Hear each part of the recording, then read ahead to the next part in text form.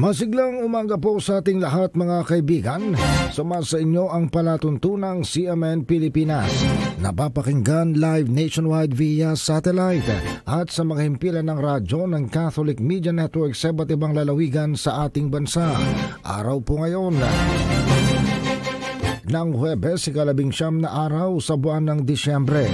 Ako po ang inyong lingkod, si Ariel Ayala. Sa atin pong mga balita sa araw na ito ng Huwebes, tuluyan ng humina ang bagyong Kerubin at ito'y isa na lamang ganap na low pressure area simula pa kahapon ng alas 2 ng hapon. December 18 ayon sa Pag-asa, pero ito'y patuloy na nagbabanta sa iba pang bahagi ng bansa dahil dala pa rin ito kahit ito'y isang LPA na lamang o low pressure area.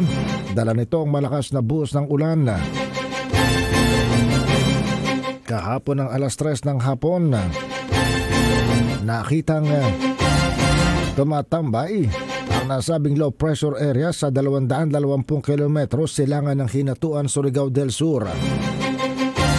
Sa kabila ng paghina nito, patuloy pa rin daw nagbibigay ito ng panganib sa rehiyon dahil sa malakas nitong ulang taglay.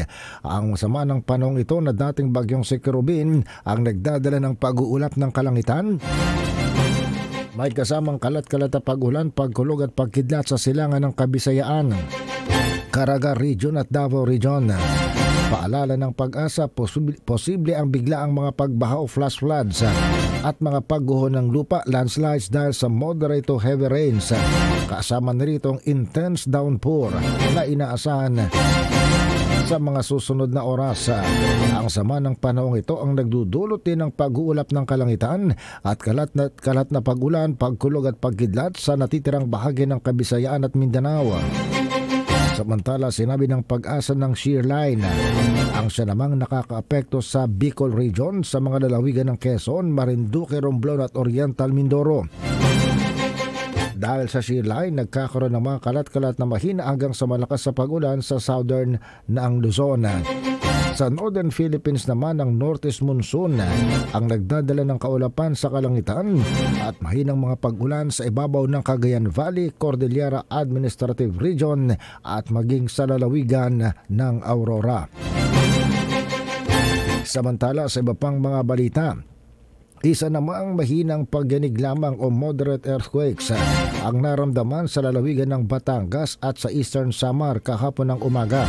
Ayon sa PHIVOLCS, Philippine Institute of Volcanology and Seismology, ang mga state seismologists ay nagsabi ng magnitude 4.4 na earthquake ang yumanig sa Batangas ng alas 9:30 kahapon ng umaga. Ang epicenter ay namataan ng PHIVOLCS sa may layong 7 kilometro south ng bayan ng Calatagan sa Batangas. Dagdag pa ng PHIVOLCS, ang naturang pagyanig kahapon sa Batangas ay maituturing na tectonic in origin at ang lalim ng paggalaw ng kalupaan ay nasa 17 kilometro. Samantala, isang magnitude 4.5 namang lindol ang yumanig sa Eastern Samar alas 4 ng madaling araw kahapon. Ang epicenter naman ito ay tinaya ng PHIVOLCS sa layong 80 kilometro norte ng municipality ng Mercedes. Tectonic ang origin nito at sinasabing 10 kilometro ang lalim ng paggalaw ng lupa. Kahit naramdaman ng pagyanig, wala namang pinsalo aftershocks na inaasahan sa dalawang pagyanig na nangyari sa ating bansa kahapon.